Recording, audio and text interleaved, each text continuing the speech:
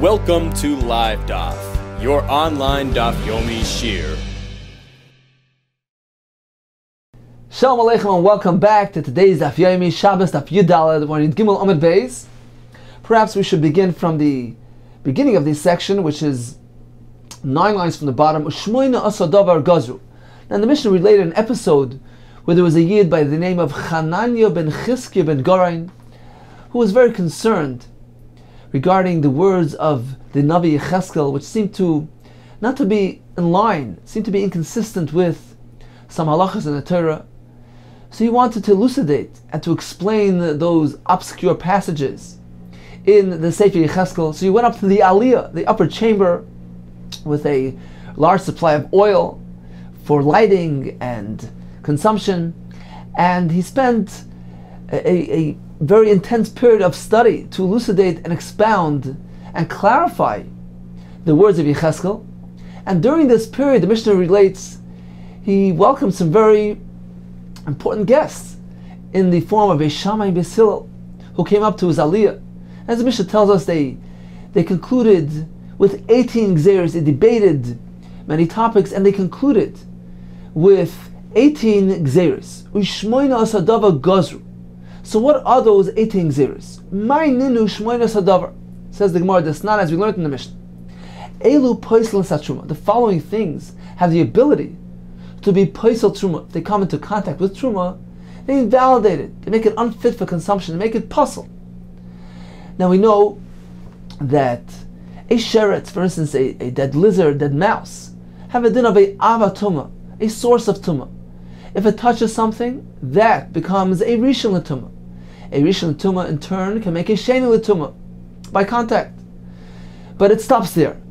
If we're speaking about objects that are chulin, not truma or kachim, it can't go past sheni l'tumah. That's the furthest it can go. Truma can go a step further. Truma has a heightened sense of purity.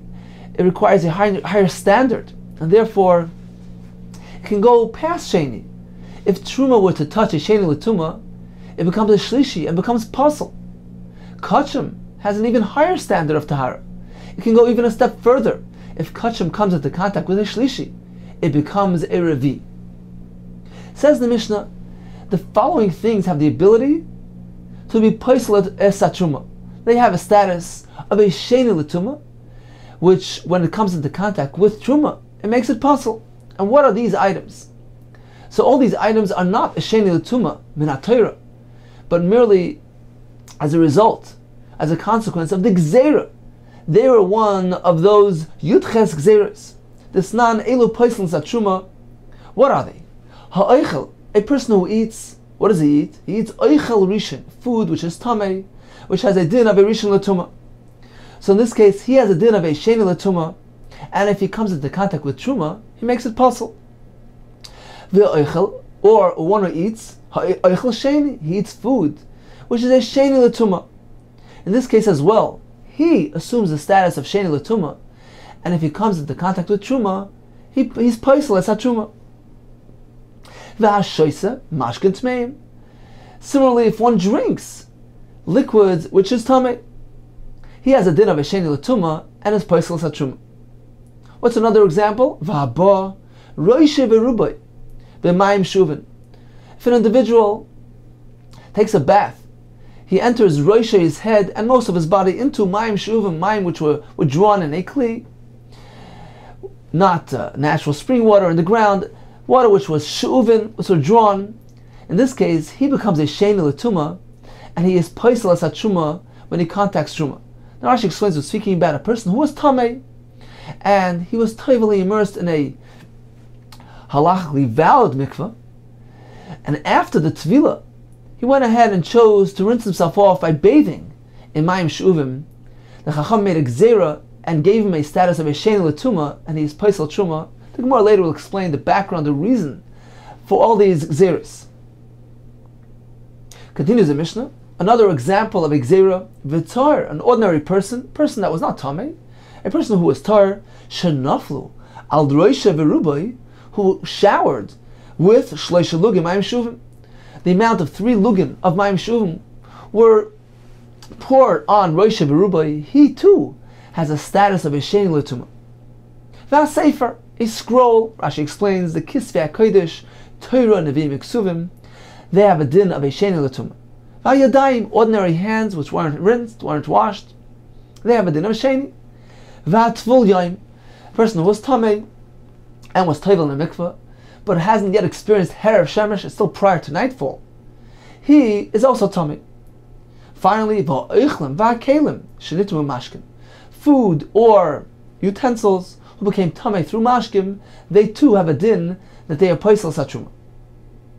So this is a list in the Mishnah of various gzeres, which are part of the list of the Yudches gzeres mentioned in our Mishnah. The Gemara will explain. Mantana, who is this author, who is this shita, who holds that one who eats ha'oichel, one who eats oichel rishon, food which is a rishon l'tumah, or he eats oichel sheni, mifsal pasli, this person assumes the status of a sheni l'tumah. In turn, if he comes into contact with truma, he makes it pasul. But no more than that. Tumuy lo metamu. But this person, these people who have eaten either food which is a rishon l'tumah or food which is a sheni l'tumah, they can only pasul, mifsal pasli. But tumuy lo metamu, they can't go ahead and be metame truma, meaning they don't have a status of a rishon l'tumah, which in turn can transfer truma to a truma and make it a sheni l'tumah, and actually give it the status of tamei, not just pasul. It can be tamei, which has the ability to transfer tumah to something else. No, for sure not. This person only has the status of a sheni, who at most can pasul truma, can be paisel truma, can make truma invalid and unfit for consumption. But he doesn't have the status of a rishon l'tumah, who can be metame truma, make it a sheni. He's only a sheni who can make truma to shlishi. Who is this shita? Who is this man de Omar? Amar Rabba Bar Chana Rabbi Shohi. Indeed, this is a machlokes between two Tanoim, and apparently this aforementioned Mishnah is following the shita of Rabbi Shua, who indeed holds that a person who eats food which is a rishon or food which is a sheni, he merely has the status of a sheni l'tumah, who in turn can be paisel truma by coming into contact with the truma. This is not as we learned. The Reb Lezer Omer, ha'oichel, one who eats oichel rishon, he eats food which is a rishon l'tumah, rishon, he has the status of a rishon. V'oichel, a person who eats oichel sheni, food which is a sheni l'tumah, sheni, he assumes the status of a sheni. So according to Reb Lezer, we equate the person with the food that he eats. He has the same status of tumah as the food which he consumes. If he eats rishon l'tumah, he is a rishon l'tumah. If he eats something which is a sheni l'tumah, he is a sheni l'tumah. Oichel shlishi, if he eats food which is a shlishi l'tumah, indeed, he too turns into a shlishi. So according to Yeshua, according to Lezer, we equate the person with the food. However, Yeshua, the person assumes a lower status. He's downgraded. Ha'oichel oichel rishon, if a person eats food which is a rishon, then he has a din of a sheni. Or va'oichel sheni, a person eats food which is a sheni, in both cases, he has a din of a sheni. So you see that although he ate a rishon, he ate food which has a status of a rishon l'tumah, he is downgraded. He only gets a din of a sheni l'tumah. And when he contacts truma, he is paisel truma. He doesn't have a status of a rishon, which can be metame truma, make truma into a sheni, which in turn can go ahead and pasul another truma. No, he has merely a din of a sheni l'tumah, which can only paisel truma, make truma into a shlishi. So indeed, this Mishnah, which tells us that one who eats food which is a rishon l'tumah, he assumes the status of a sheni l'tumah. This indeed is following the opinion of Rabbi Shua and not Rabbi Lezer. Now, why in the case of oichel sheni, if he eats a sheni, does Rabbi Shua agree that he becomes a sheni as well? So Rashi brings the explanation from the Gemara Chulin. We find sometimes that sheni can make a sheni. So in this case as well, when he eats sheni, he becomes a sheni. Okay. The next halacha of Rabbi Shua will require somewhat of an explanation. Shlishi, if the person eats food which is a shlishi l'truma, then in this case, Rabbi Shua holds, he's actually upgraded. He assumes the status of a sheni. The person who eats the shlishi gets a din of a sheni l'tumah, but only with regard to kachim. Anything with regarding to matters of kachim, of karbanos, In that context, we regard this person who ate shlishi, we regard him as being a sheni l'tumah. We consider the shlishi as though it's a rishon l'tumah, and was mitame the person who ate it and made him into a sheni l'tumah. And therefore, when he in turn comes into contact with kachim, he makes the kachim a shlishi. So once again, shlishi, a person who ate something which has a status of merely a shlishi l'tumah, very, very lenient status, very downgraded status of tumah. Nevertheless, he is upgraded. He has a status of a sheni, even higher than the food that he ate. We will soon explain the reason for this. But this is only strictly regarding to l'kodesh, regarding matters of kachim. Ve'ein sheni l'truma. He doesn't have the status of a sheni regarding matters of truma. As Rashi explains, that since kachim has a very high standard of tahara, requires a great higher standard of safeguarding, of shmira. Therefore, we're concerned that something which is even ishlishi l'tumah, with regard to kachim relates to it as though it became tameh entirely, as though it has the highest, most stringent form of tumas oichlin, which is a rishon. And the Gemara concludes, what type of shlishi are we speaking about? We're speaking about chulin, shenasu al taras truma. We're speaking about actually chulin, not truma or kachim. Now, how could chulin become a shlishi? We explained earlier, chulin at most could become a sheni and not a shlishi. The Gemara answers that question. We're speaking about a unique case where chulin was prepared with the highest standard, the high standard of truma, not the standard of kachim, but the standard of truma. So, since truma was prepared with the same standard of purity, which was applied to truma, so this chulin assumes a higher standard, a higher status, and in certain respects, it assumes the halachas of truma, and it too can become a shlishi. Once again, b'chulin shanasu al taras truma. We're speaking about chulin, which was prepared with the same standards as truma. Rashi explains elsewhere that this was a unique circumstance where kohanim, since they need to be careful with their truma, they need to eat their truma b'tahara. So in order to maintain their high standards and maintain their regilas, to be accustomed and have the habit of eating their food b'tahara, lest they come to eat truma b'tuma, therefore they conduct themselves in the following manner. Even their chulin, they would safeguard with the same standards and requirements as truma. They made sure it didn't become tameh, and they prepared their chulin with the same standards as truma. So in that case, explains Rashi elsewhere, the chulin assumes the higher standard.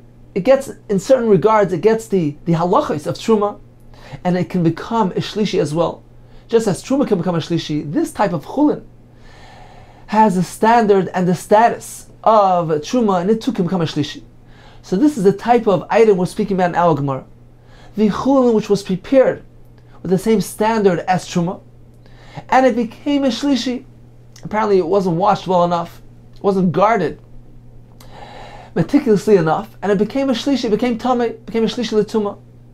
In this case, says the Mishnah, this chulin which has a din of a shlishi l'tumah, with regard to kachim, it has a din of a rishon l'tumah. Why is that?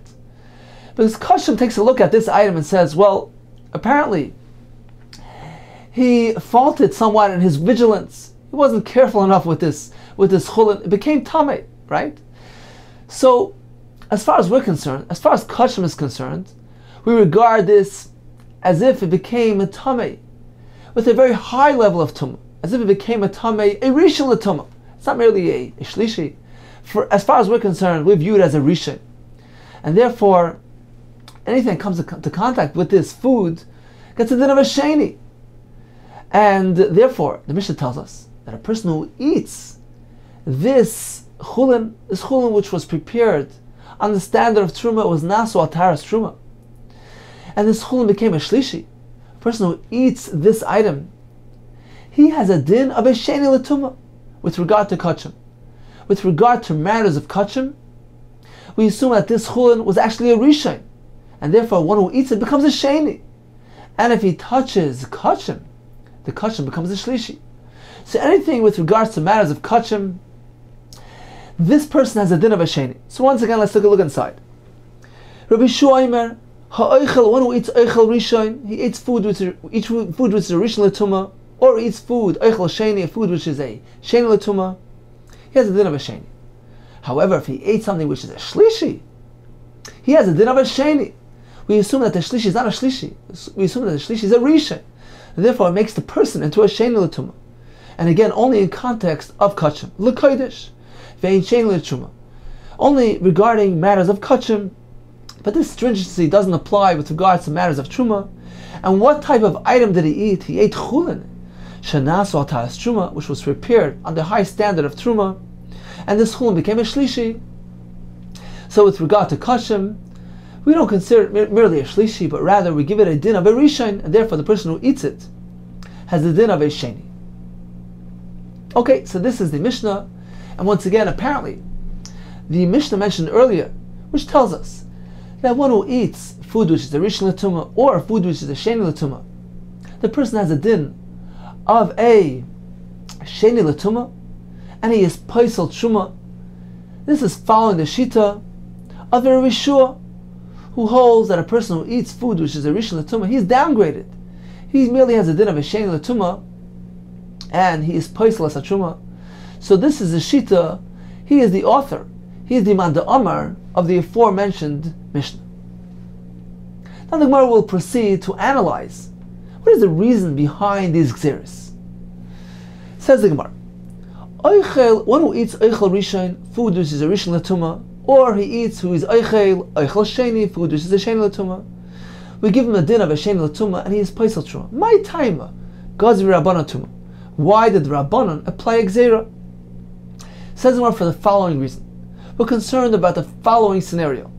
The zimnan, occasionally the achal eichlan tmeim, a person perhaps will eat food which is tamei, chulin tmeim, which is allowed to be eaten when it's tamei.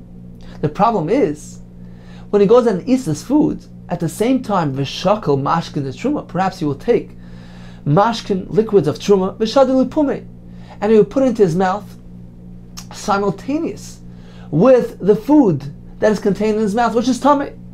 And what will happen as a result? Subsequently, upasalu, the food which is tamei, contained in his mouth, will be paisel the mashkin truma, which joins them. Therefore, he's going to be over an issa. Rashi explains one is not allowed to pasal truma, and on account of this scenario, the Chacham erected a safeguard. Therefore, the Chacham made a gzera. If one eats food which is tamei, he becomes a sheni l'tumah, and he must keep away from truma. And this was enacted on account of this concern that a person should not go ahead and put mashkin of truma into a mouth which already contains food which is tamei. By doing so, he's going to pasal a truma. He's going to be doing an issa, as Rashi explains. The Rasha actually asks, why does Rashi need to explain that the problem here is that he's going to be doing an issa by being paisel the mashkin of truma? We have a more simple reason. The mashkin of truma, which is pasal, is unfit for consumption. He's not allowed to drink it. But in any case, this is the concern. We're afraid for this scenario, and therefore the Chacham made a gzera. The one who eats food which is tamei, keep away from truma. In this way, he won't come to this problem. Continues the Gemara, Shoysa mashkin tmeim, my time of Gazir Rabbanan. What about the other case? One who drinks mashkin tmeim, Chacham made a gzera, then he becomes kapasal truma. What is the reason for that gzera? So the Gemara, very simple. The same case in the reverse. The zimnin, perhaps occasionally a person will be shasa mashkin tmeim. Perhaps the person drank liquids which is tamei, chulin tmeim, which is allowed. But the problem is, v'shakal eichlon the truma v'shadal pume. When he has those liquids in his mouth, perhaps he will go ahead and take eichlon the truma, food of truma, and will eat it simultaneously with the mashkin tmeim in his mouth. Upasalu. In this case as well, the mashkin tmeim will pasal the truma, the food of truma, which just entered his mouth. And on account of this concern, the Chacham made a gzera that here too, one who drinks mashkim tmeim, he becomes like a sheni l'tumah, and he's meant to keep away from truma. In this case, as a result, he won't come to bring any food of truma into his mouth. Okay, says the Gemara, so we have two gzeres, very similar gzeres. The first gzer is one who eats oichel tmeim. The gzer there is on account of a concern that he might add some liquid to his food. We have a gzer regarding a person who drinks mashkim tmeim on account of a concern that he might add some food to his liquid. Says the Gemara, Hainu hach. These two gzeres seem identical, a carbon copy of each other. Once we know one, certainly we know the other one. Why was it necessary for them to make two separate gzeres? They're based on the same chashash, the same concern, the same reasoning. Certainly we would draw a parallel one from the other. Says the Gemara, no, perhaps there's a reason.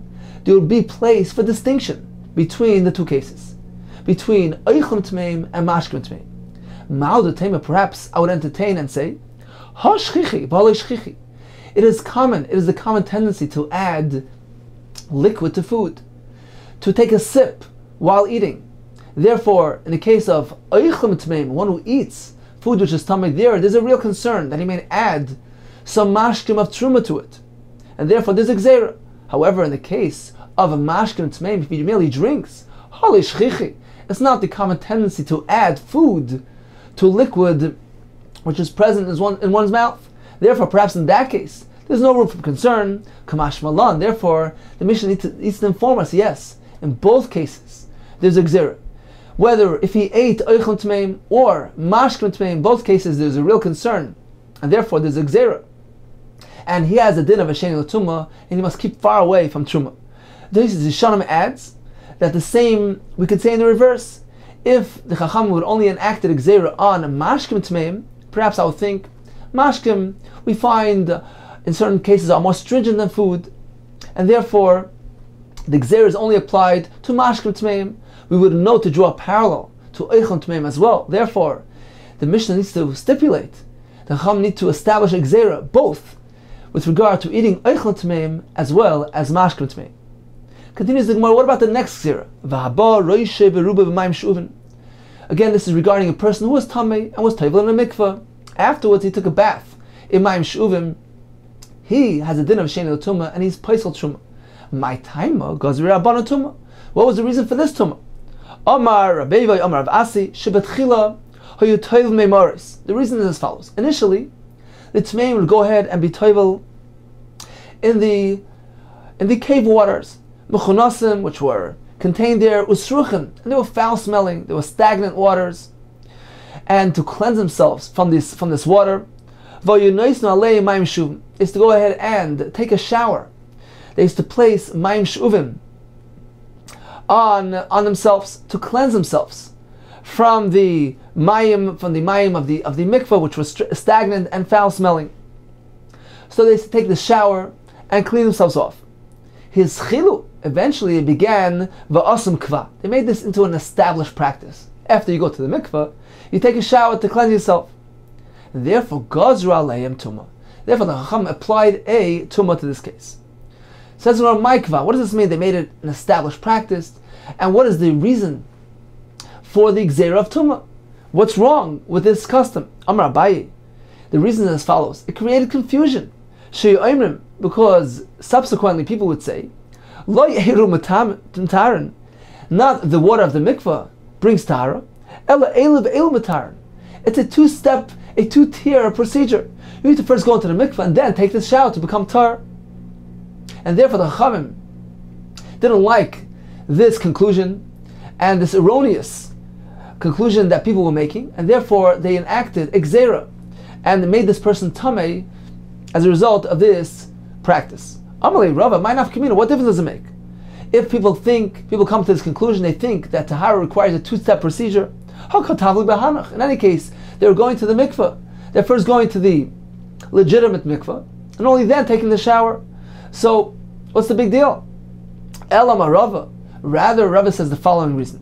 The conclusion was as follows. They would come to an erroneous picture of things. They would say, Lo elu matarn ela elu matarn. It's not the mikveh that makes you tar, but rather it's the shower that makes you tar. And therefore, the whole concept of mikveh will become batal and nullified and forgotten. And as a result, the Chachamim needed to make a gzera and declare that anybody who, after being toivel in a legitimate mikveh, goes ahead and takes this shower, he becomes tamei, becomes a sheni l'tumah. This will ensure that people would have things in the right perspective and would realize that it is the kosher mikveh that makes you tar. Continues the Gemara, what was the next gzera? V'tar, an ordinary person, shenaflu al roishe v'rubai, shloisha lugin ma'im shuvim. A person who took a shower with 3 lugim of ma'im shuvim. So the 3 lugim were poured over his head and a greater portion of his body, and as a result, he becomes tamei, and it can be paisel truma. Says Gemara, my taima, gazer rabbanan tuma. What was the reason for this tuma? Answers the Gemara, indeed, this is not an independent gzera, it's not a standalone gzera, but rather it was related to the previous gzera regarding a person who was toivel in a mikveh, a person who was tamei and was toivel, and now is eitful yaim, and the gzera was that if he gets involved with ma'im shuvim, he becomes tamei. This second gzera, which was applied to any person, even not a tful yaim, is actually an extension of that gzera. Why? What's the connection? It says not for the fact that the Chachamim enacted a gzera for every person, lo kaimaha. The first gzera would not endure either. Why? Because the general public would look at it strangely. It would say, it's inconsistent. How can you say that for one person, for a tful yaim, the ma'im shuvim is matame, but for every other person not? It's inconsistent and something that wouldn't be acceptable on the general public. Therefore, the Chacham need to enact another gzera and apply the tumah to the general public as well. Any person who took this shower becomes tamei. By doing so, they ensured the endurance of the first gzera as well. Continues more of a sefer. What about a scroll? My taima gazer rabbanan tumah. What was the reason for this tumah? Avar mesharshir. Shebetchila initially hoymatzniin es oichlin de truma. People would hide their truma, their foodstuffs of truma. Eitzel sefer Torah, near the sefer Torah. V'amor, they would say as follows. What's the difference? Hai kodesh, vai kodesh. Both of them are holy. The truma is kodesh and the sefer Torah is kodesh. And as a result, what happened? Kiva and the Chachazu, the Chachamim saw the Asur l'dei pseida, that the food attracted the mice, which chewed into the svarim and damaged it. Therefore, the Chacham wanted to discourage this behavior, and as a result, Gazer rabbanan tuma, they enacted a tuma on the sefer kodesh, and therefore one will certainly not place a truma next to it. Vayadayim, what was the gzera of hands, ordinary hands? The reason for that is because hands tend to be active and come into contact with unclean things, and it's not proper respect for truma to be handled with these soiled hands. Therefore, the Chachamim required that the hands need to be rinsed. Otherwise, they have a din of a sheni l'tumah, which is paisel truma. Continues the Gemara Tana, we looked in the Brayos, af yadayim habois machma sefer. Not only stam yadayim, but also yadayim that came into contact with the kisvei hakodesh, they also become tamei, and they are poisles esatruma. Why? What's wrong with touching sifrei kodesh? Mishum der panach, the Amar of Parnach, Amar of Yechna. Ha'eches sefer Torah aram, one who grabs onto the sefer Torah bare, without something in between, it's disrespectful. Nikbar aram, he will be buried without any shrouds. Says more, aram salkadaitach. Is this the consequence? No. Ella Amar of Zera aram b'lei mitzvahs. What he meant to say was that he'll pass away, he'll die aram b'lei mitzvahs. He'll be bare of any mitzvahs as a consequence of mishandling the Sefer HaKodesh, the Sefer Torah, with bare hands. Says the Gemara, b'lei mitzvahs al kadaitach, you mean to say literally without any mitzvahs? That's a very severe consequence. Ela'ema aram b'lei oisa mitzvah. We mean to say, if one handles Sefer Torah with bare hands, he will pass away from the world without meriting, without having this mitzvah on his account. Which mitzvah? the mitzvah that he was involved in when he handled the Sefer Torah in a disrespectful manner, whether he's reading the Sefer Torah or rolling, being good at the Sefer Torah. So this is the consequence. He will not have that specific mitzvah. So we see from here that one is not meant to handle the Sefer Torah Aram in a bare manner, and therefore the Chachamim were concerned about that and said that anybody who does so, who comes into direct contact with the Sefer Torah, his hand becomes a sheni l'tumah. His hands become sheni l'tumah, and if they touch truma, they apostle the truma. Now Tosfos points out that we know that this gzera of yodayim machmas sefer, hands which come into contact with sefer, they become a sheni l'tumah. We know this applies to kol kisvei HaKodesh, to all kisvei HaKodesh. So apparently, says Tosfos, it is ksas mashma, it's a bit mashma from here, that the prohibition against handling the sefer aram, bare, applies to all kisvei HaKodesh. Since we see that the gzera was applied to all kisvei HaKodesh, and what is the reason for this gzera? The reason why the Chachamim applied a tumah to a hand which is machma sefer, which came into direct contact with the sefer. What is the reason for this tumah? So that a person doesn't handle the sefer aram directly. Apparently, this concern, this prohibition applies to all kisvei HaKodesh. So says Tosfos. Says in Gemara, okay, so we have two gzeros regarding yadayim. We have stam yadayim, ordinary hands which weren't rinsed. They have halacha of a sheni l'tumah. In addition, the Gemara told us also yadayim that come machma sefer, that came into direct contact with the sefer, they too have a din of a sheni l'tumah. Says in Gemara, hi gaza bereisha. Which one of these takanos was enacted first? If you're going to say ha gaza bereisha, that the halacha of stam yadayim comes first. If so, why was it necessary to add the other gzera? Kivan the hach gaza bereisha hasulamali. If the Chacham made a gzera, a blanket gzera, that all hands, stam yadayim, ordinary hands, have a din of a sheni l'tumah, so why was it necessary to add another gzera, that yadayim that came into contact with the sefer, they too have a din of sheni l'tumah? Aren't they included in the first gzera? Says Tosfos, what do you mean? Perhaps the reason why the Chacham need to add another gzera is for the following scenario. If a person washed his hands, so now his hands are tar, and immediately afterwards he came into contact with his sefer. And in this case, he already cleansed his hands from the tumah of stam yadayim. Therefore the Chacham need to add another gzera, that even in this case he's tummy because he came into contact with his sefer. Says Tosfos, this scenario is not common, it's not shchiach, it's mostly shchicha. Therefore, it's not plausible the Chacham will go ahead and be masakin and new gzera just to address this case which is rare and uncommon. Okay, says the Gemara, so it can't be that the gzera of stam yadayim comes first. Ella, it must be hach gaza bereisha. First, they made the gzera of the yadayim that came into direct contact with the sefer. V'hadar, and afterwards they added the other gzera, v'hadar gaza b'kul yadayim, that every ordinary hand also has a din of a sheni l'tumah. Continues the Gemara, what was the next gzera? Tvul yom. He has a din of a sheni l'tumah, one who was toivel and is still prior to Erev Shemesh, prior to nightfall. He's a tvul yom. He has a din of a sheni l'tumah. This was one of those gzeros d'Rabbanan. Says the Gemara, indeed, tvul yom de'raisu. Tvul yom has a din of a sheni l'tumah mid'araisa. T'chsiv uba shemesh v'tor. Only after sundown, sunset, will he be considered to be completely tar. Apparently beforehand, he's still tummy. So how can you list this as one of those gzeros d'Rabbanan? Says the Gemara, indeed, the sami mekan tvul yom. Tvul yom will be erased from the list of the gzeros. It's not one of the 18 gzeros. It is a din d'oraisa. Continues the Gemara, what else was on the list of gzeros?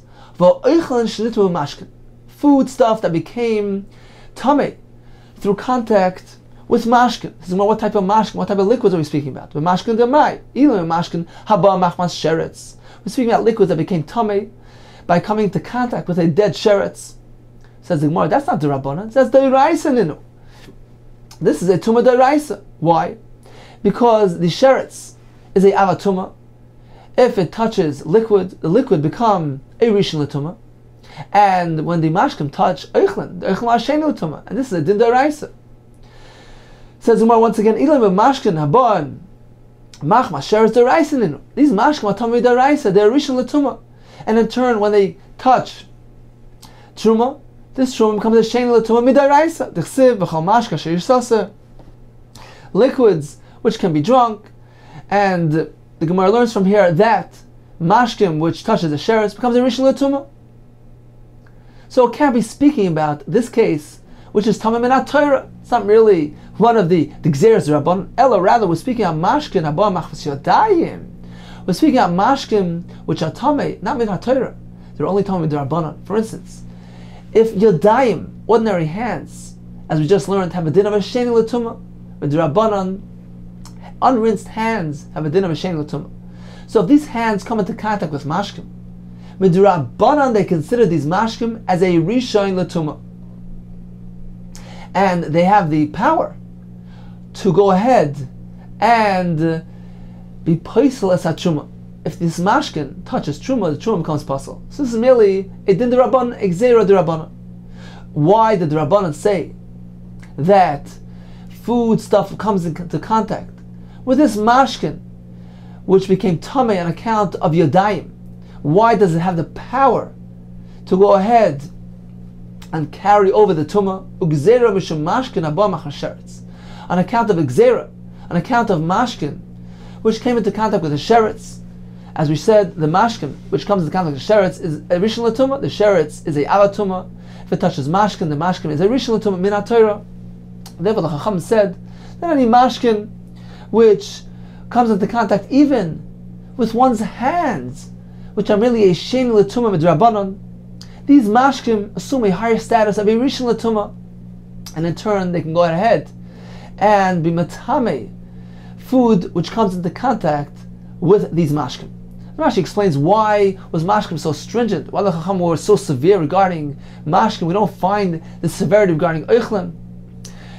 Oichlim which comes into contact with yadayim doesn't have a din of a rishon l'tumah. Regarding mashkim, we say yes, mashkim which touches these hands, these yadayim which have a din of sheni l'tumah, they become upgraded into a rishon l'tumah. Says Rashi, because mashkim are more chamer. We find that mashkim are more susceptible to tumah. For instance, they don't require the condition of hechsher. They don't need to be fixed and prepared for tumah, as opposed to oichlim, which needs to become moisturized. It needs to become wet in order to become huksha l'kabel tumah, to make them fit, to render them fit and able to accept tumah on themselves. Mashkim don't have that requirement, that precondition. Therefore, mashkim are more easily susceptible to tumah, and therefore the Chachamim applied more stringencies to mashkim. They said that even mashkim that comes into contact with yodayim, which are merely a sheni l'tumah, these mashkim become upgraded to a higher status of tumah. They have a din of a rishon l'tumah. So this, in fact, is the gzeira mentioned in this Mishnah. This is one of the Yudchas gzeiros, that the food which comes into contact with mashkim, what type of mashkim? Mashkim which became tamei as a result of contacting yodayim, which are stam yodayim, which are merely a sheni l'tumah. The chamer gzeira, these mashkim have a din of a rishon l'tumah, and in turn can be paisel as truma if they touch truma. Finally, says the Gemara, another gzeira of hakelim shenitma mashkim, kelim became tamei through contact with mashkim, which was tamei. Says the Gemara, what's the scenario? What's the situation here? Kelim the itma mashkim demai. What type of mashkim? Ilim mashkim the zav. We're speaking about different types of liquids of a zav. For instance, his saliva. Says the Gemara, this mashkim deraisa ninu. This mashkim has a din of an avatuma midaraisa. This is not one of the gzeiros, the rabbanon, the chsiv, v'chiyara kazav b'tar. If the zav spits onto a tar, mashabiyat tar to mesilach. So what's in the hand of the tar is tamei, since the tar is carrying the saliva of the zav. So the saliva of the zav has a din of an avatuma. Certainly, this is not what the Mishnah here is speaking about. The Mishnah is speaking about gzeiros the rabbanon. Ela b'mashkin haba machmas sheretz. The Mishnah is speaking about a kli that became tamei by coming into contact with mashkim that came into contact with the sheretz. What status does this mashkim have? The sheretz is avatuma. The mashkim that touches the sheretz has a din of a rishon tumah, and it cannot be matame kelim, as we know that adam v'kelim can only become tamei from a avhatuma. A kli cannot contact tumah, cannot receive tumah from mashkim, which is merely a rishon tumah. The sheretz touched the mashkim, which made the mashkim a rishon. This mashkim, which is a rishon, cannot minat Torah be matame the kli. The kli cannot contract tumah from this mashkim. However, midrabanan, there's a gzera that yes, even this mashkim can be metame the kli, to the extent that the kli becomes a shein l'tumah, and is paisal truma when it touches truma.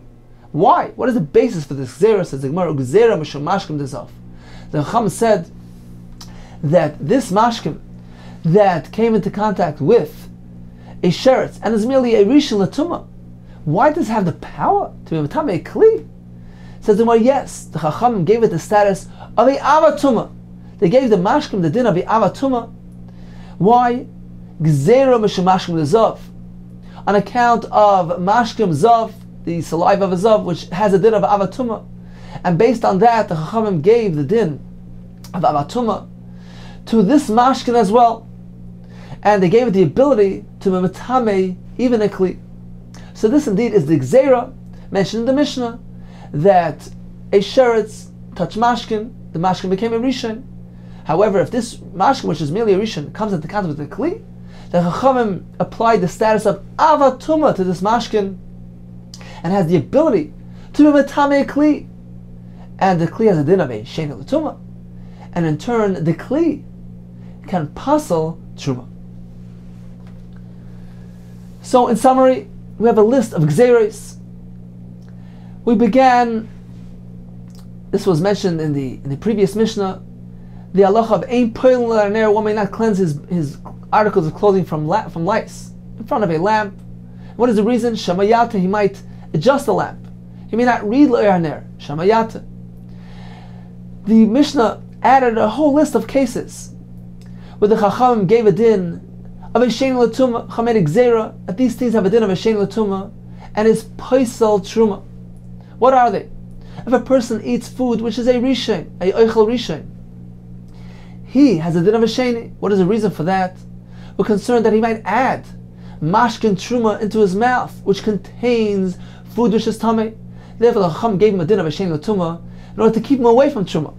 A similar halacha regarding a person who eats oichel sheni, food which has a status of a shein l'tumah. The person who eats it has a din of a sheni for the same reason, because we're concerned that he might add mashkim of truma into his mouth. A person who drinks mashkim which is tamei, the concern there is that he might add food to the drink which is tamei, to the liquid which is tamei in his mouth. The Gemara told us that a tful yoim who takes a bath in mayim she'uvim, roishe beruba in mayim she'uvim, he's tamei. Why? Because the public might erroneously conclude that it's actually the mayim she'uvim which is matar. The Gemara told us that an ordinary person who showered with 3 lugim of mayim she'uvim that was spilled over roishe beruba, he is tamei. This was done in order to fortify the previous gzera. The Gemara told us that a sefer is metame because they used to put the truma there and it used to ruin and damage the sefer. The Gemara told us stam yadayim has a din of a sheni because they are askani same, they get soiled. It's not respectful for truma. The Gemara told us that oichlam shnitu mashkim, that mashkim which was merely came into contact with yadayim, with one's hands, they have the ability to be metame oichlam, to make the oichlam into a shein l'tumah. This was a gzera d'Rabbanan. We gave the mashkim, which is really not a rishon l'tumah, we gave it a din of a rishon l'tumah. Why? Mishum mashkim shenitum b'sheretz, on account of mashkim which became tamei upon contacting a sheretz. In that case, the mashkim have a din of rishon l'tumah. Therefore, the Chacham applied the status of rishon l'tumah to all the mashkim that are tamei and has the ability to make oichel into a sheni. Finally, says the Gemara, kli, a utensil that became tamei b'mashkin, also has a din of shein l'tumah. What mashkim are we speaking about? We're speaking about mashkim that is doesn't really have the ability to metame kalim. It's merely mashkim that are rishon l'tumah. Nevertheless, the Chacham gave it a din of a avatuma and gave it the ability to metame even a kli. Why? Mishum mashkim the zav, on account of the liquid coming from a zav, which that liquid has the din of a avatuma. So indeed, we have a list of gzeres which were established by the Talmidim of Shammai v'Hillel up in the Aliyah of Chananya and Chizkim and Goren, and listed amongst these is the gzera of Yodayim. Says the Gemara, the Yodayim, this gzera of Yodayim, Talmidei Shammai v'Hillel Gazer, this was established by the students of Shammai v'Hillel, we find elsewhere that it was actually Shammai and Hillel themselves, the teachers themselves, not their Talmidim, who established this Gzera. Shammai and Hillel themselves, Gazer, were the ones who made the Gzera. The sign as we've seen the following brayso. These two people made the following Gzeras. Gazer Tumah Amim, they applied Tumah to the entire Chutzlaretz, as Rashi explains, since the Goyim were not meticulous in marking their graves. There was a concern that a person might encounter a caver of a Goy, and therefore they applied Tumah to the entire Chutzlaretz. Valchis Chuchis, they applied Dinim of Tumah to vessels made of glass. We don't find in the Torah any mention of Tumah, Dini Tumah applying to items made of glass. Shimon ben Shatach, Tiken Ksuva Isha, he was masakin that one needs to commit all his assets to guarantee the payment to the ksuva payment of one's wife. The Gazer Tumah al Kli Matches, he also made a Gzera of Tumah on Kli Matches, on items of metal. The Gemara later will explain what this means. And finally, Shammai v'Hillel, Gazer Tumah al Yadayim, they were the one who made the Gzera on the Tumah on the Yadayim, not their Talmidim. Says Rav Chit, Hema, perhaps he will say, when we speak about the Shammai v'Hillel who made the Gzera on Yadayim, it's not just Shammai v'Hillel themselves. It was Shammai v'Siyatay, Shammai and his group, Hillel v'Siyatay, Hillel with his group. So it's together with their Talmidim. But that can't be so. It can't be that Shammai v'Hillel themselves were present during that episode in the Aliyah of Chananim and Chizkiah. It can't be. Why? Va'amar from Yehuda Mashmol, Yudches Dava Gazru. On that day they made 18 Gzeras. Ubi Yudches Nechlaku. But they also disputed. There was a debate regarding these 18 items until they concluded by making those Gzeras. If so, it cannot be that Hillel and Shammai themselves were present during that experience. Why? Hillel v'Shammai, they never disputed amongst themselves. They never had any machlokes between themselves. Only in 3 places, and no more. Therefore, it's apparent, it's pretty obvious, that Hillel and Shammai themselves were not present when these 18 Gzeras were enacted, since it involved machlokes, and they were never involved in machlokes except for 3 things. So apparently, if they weren't there, so the Yudchas Gzeras took place without them. Their Talmidim were the ones who made those Gzeras, and including those Gzeras is the Gzera of Yadayim. So it appears that the Talmidim made the Gzera without Shammai and Hillel. The Brayso tells us that Shammai and Hillel themselves independently made the Gzeras elsewhere. How are we going to work this out? Says the Gemara, perhaps he'll say, also inu gazer litlis. Both are correct. That Shammai and Hillel themselves, they made a Gzera, but not so stringent. They said that Yodayim that come into contact with Truma, the Truma doesn't need to be burnt. The Truma is merely in a state of limbo. It's litlis. We hang it. It's pending. It's in a state of limbo. However, the Talmidim later on came along and added more stringency. V'gazer lisref, they said Yodayim can be metame Truma in a definite manner. It's placed on the Truma, it makes the Truma unfit in a definite manner, which requires Sreifa. So they added a new stringency to the Takana. So they're both right. It was in 2 phases. Shammai and Hillel were masakin a more lenient version, and the Talmidim added a more stringent version. So that either can't be. V'amar Ilfa, Yodayim, the Gzera of Yodayim, Tchilas Ziras L'Sreifa. Initially, the Gzera was for Sreifa. The Gzera was passed on a very stringent level. Says Gemara, Elo, you must say as follows. Also, Inu Gazer L'Kibul B'nayu. That the Shammai and Hillel, they attempted to pass the Gzera, but it wasn't accepted. And we know that a Gzera that's not accepted on public does not have any legal validity. So therefore, initially, they attempted to make the Gzera, but it wasn't iskabel. However, when their students came along later on, Gazer v'Kibul B'nayu, at that point they were Gazer, and it was accepted. So that is the answer to the stira. Shammai and Hillel initially attempted to enact the Gzera, but it wasn't successful. When the Talmidim enacted the Gzera, then it was iskabel and it became a Gzera. Says Rav Akati Shlomo Gazer. How can you say that it was them who made the takana? It was actually Shlomo Melech who made the Gzera. When Shlomo Melech was masaking the following 2 things, Erevin and Til Sadayim, the halacha of Erevin, that one is not allowed to carry from one Rishus Hayachet to another Rishus Hayachet without making Erev Chatzeris, Unetilas Yodayim, He also said that one needs to rinse his hands, otherwise Yodayim are tummy. So when he established these two things, Yotza Baskal Va'amra B'ni Im Chacham Libecha, this is referring to the wisdom of Shlomo. My son, if your heart is wise, Yismach Libigam Ani, my heart will also be happy. Chacham B'ni V'samach Libi V'ashiv V'chafi Davar. So you see, it was actually Shlomo Melech who made the Takon of Yodayim, and as a result, the Baskal exclaimed at satisfaction. Says more indeed, there were actually three phases to the Gzera. Initially, it was Shlomo Melech who initiated this Gzera, Asa Shlomo Gazal Kachim. However, his Gzera was strictly regarding Kachim, that the hands have a din of Tumah only with regard to Kachim, because Kachim requires a high standard of purity.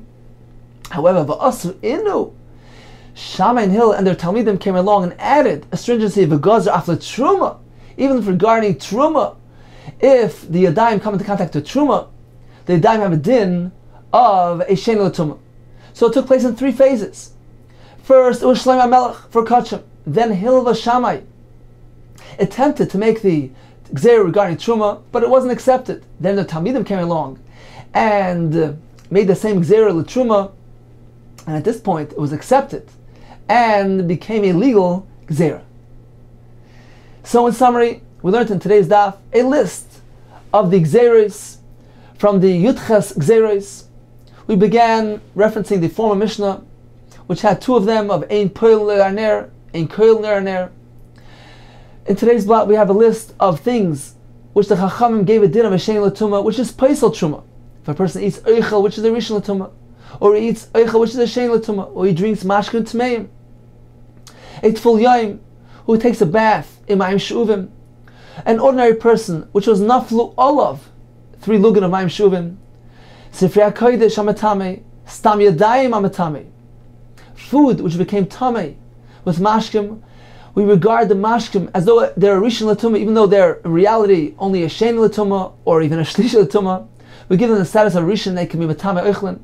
Kalim that became Tameh through Mashkin, even Mashkim which are lenient, which are merely a Rishon L'Tumah, the Chachamim gave the Mashkim a din of Avatuma and the ability to be Matame Kalim. Finally, the Gemara said regarding the Takon of Yodayim, we have three phases. Shlomo Melech initiated only regarding Kachim. Hillel v'Shammai attempted to apply the Zeri regarding Chulin, regarding Truma.